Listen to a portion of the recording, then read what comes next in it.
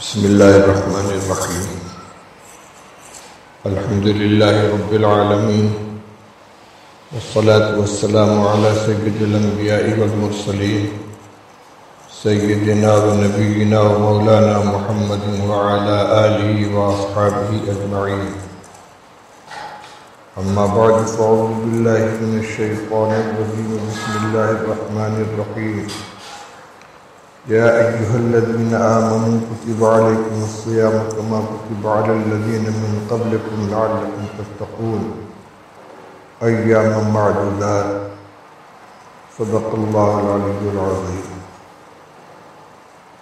محترم بزرگوں، عزیزوں اور بھائیوں، اللہ جل شانہ و من والہ نے اپنے فضل و کرم سے ہماری عمروں میں اتنی برکت عطا فرمائی کہ ان سال بھی ہمیں ماہ مبارک نصیب ہوا۔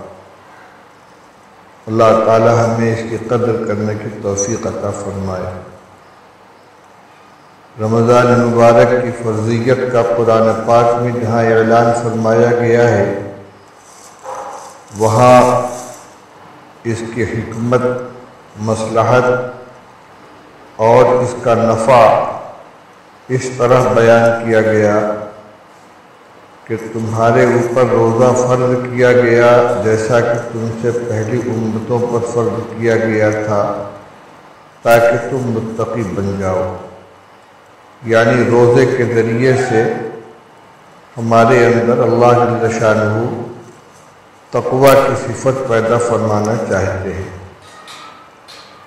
تقوی اللہ تعالیٰ کے نزدیک بندہ مومن کے اکرام اور اس کی نوازش کا معیار ہے۔ اللہ جل شانہ خود ارشاد فرماتے ہیں، ان اکرمکم عند اللہ اتقاکم، کہ تم میں اللہ تعالیٰ کے نزدیک سب سے زیادہ مکرم وہ شخص ہے جو تم میں سب سے زیادہ تقوی والا ہو۔ دو باتیں سمجھنے کی ہیں، ایک یہ کہ تقوی کی حقیقت کیا ہے، اور دوسرے یہ کہ یہ صفت تقوی روزے کے ذریعے سے کب اور کیسے حاصل ہوگی۔ تقوی کے معنی ہے بچنے کی کوشش کرنا، پرہیز کرنا، یعنی گناہوں سے اپنے آپ کو بچانا، اللہ تعالیٰ کی نافرمانی سے اپنے آپ کو بچانا، ہر ایسے عمل سے بچنے کی کوشش کرنا جس سے اللہ جل شانہ ناراض ہوتے ہیں۔ ایک ہے عمل، پھر یہ مزاج بن جائے اور ملکہ کی صورت اختیار کر لے کہ انسان کا یہ مزاج بن جائے کہ اس سے کسی گناہ کا صدور نہ ہو۔ یہ مزاج بنانا روزے کے ذریعے سے حاصل کیا جاتا ہے۔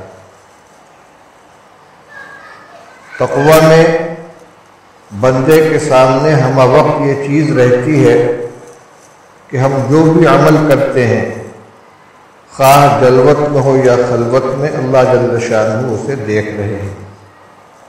چنانچہ احادیث طیبہ میں بھی رسول اللہ صلی اللہ تعالی علیہ وسلم نے جگہ جگہ جہاں تقوی کی تاکید فرمائی ہے، وہاں دونوں کا ذکر فرمایا ہے۔ اتقوا اللہ فی السر والعلن، کہ اللہ سے ڈرتے رہو چھپے میں بھی اور کھلے میں بھی۔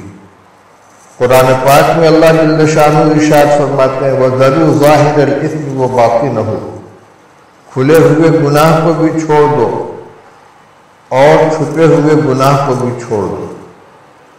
اس سے معلوم ہوا کہ حقیقی تقوی یہ ہے کہ انسان اللہ کے ڈر سے، اللہ کی ناراضگی کے خوف سے اپنے آپ کو گناہوں سے بچائے، ہر حکم پر عمل کرے، ہر ممنوع چیز سے اپنے آپ کو روکنے کی کوشش کرے۔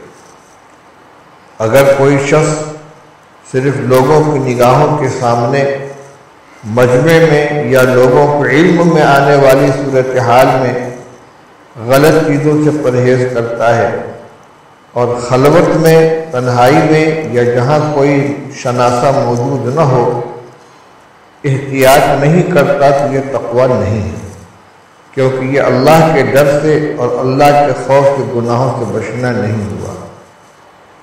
اب آئیے ہم یہ دیکھتے ہیں کہ روزے کے ذریعے سے یہ صفت اور یہ ملکہ انسان میں کیسے پیدا ہوتا ہے۔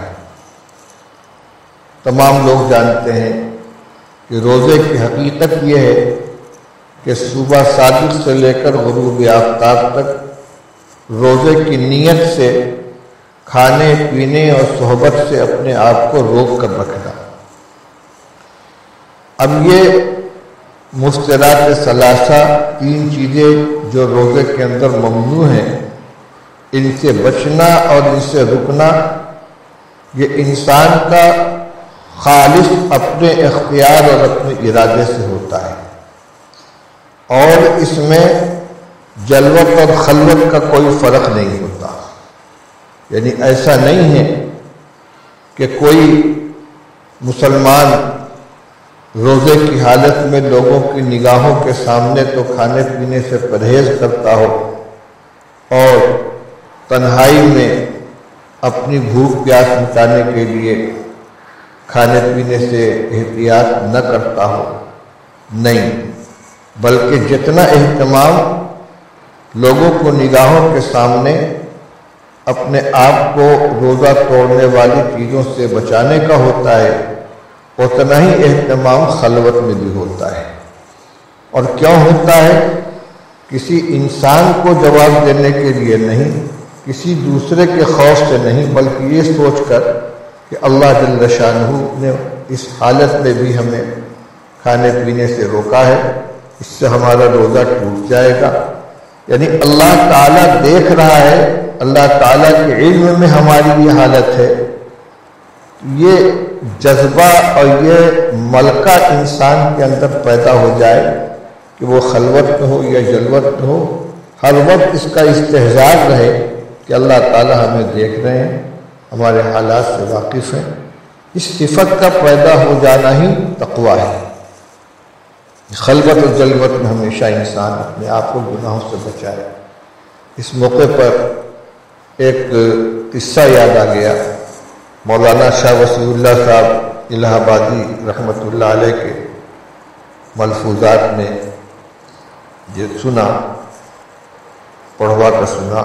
وہ لکھا تھا کہ ایک بزرگ کی خدمت میں اپنی اصلاح باطن کے لیے کچھ حضرات مدت سے مقیم تھے، اشغال اور اوراد میں مشغول تھے۔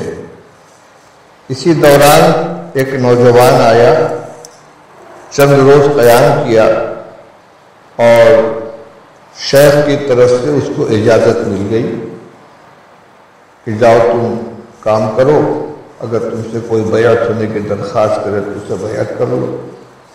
یہ حضرات جو پہلے تھے وہاں مقیم تھے، ان کے اندر چہم گوئی شروع ہو گئی کہ ہم اتنی مدت سے محنت کر رہے ہیں، مجاہدہ کر رہے ہیں، ہمارے حال پہ کوئی نظر نہیں ہوئی۔ یہ نوجوان آیا اور چند روز میں اجازت لے کر روانہ ہو رہا ہے۔ شیخ کو بھی اس کی بھنک لگ گئی، انہوں نے سب کو بلایا اور ہر ایک کو ایک ایک مرغی دی اور حکم دیا کہ جاؤ ایسی جگہ اس کو ذبح کر کے لے آؤ جہاں کوئی دیکھنے والا نہ ہو۔ چنانچہ سارے لوگ روانہ ہو گئے اور تھوڑی دیر میں ہر ایک ذبح کی ہوئی مرغی ہاتھ میں لیے ہوئے چلا رہا ہے، لیکن وہ نوجوان بہت دیر تک نہیں آیا اور کافی وقت گزرنے کے بعد آیا تو زندہ مرغی ہاتھ میں لیے ہوئے، سر سے پیر تک پسینے میں شرابور۔ شیخ نے پوچھا تم نے مرغی ذبح نہیں کی؟ اس نے کہا حضرت آپ کا یہ حکم تھا کہ ایسی جگہ ذبح کرنا جہاں کوئی دیکھنے والا نہ ہو، مجھے ایسی کوئی جگہ ہی نہیں ملی کیونکہ میں کہیں بھی ہوں اللہ دیکھ رہا ہے، اللہ ہر حال میں دیکھ رہا ہے، ہر جگہ مجھے دیکھ رہا ہے۔ اب شیخ نے فرمایا دیکھو یہ فرق ہے تمہارے اور اس کے درمیان، یہ سوکھی ہوئی لکڑی لے کر آیا تھا، اس میں ذرا سی آنچ لگانے کی ضرورت تھی، اور تم گیلی لکڑی لے کر آئے ہو، اس لیے تمہارے اندر آنچ نہیں لگ رہی ہے۔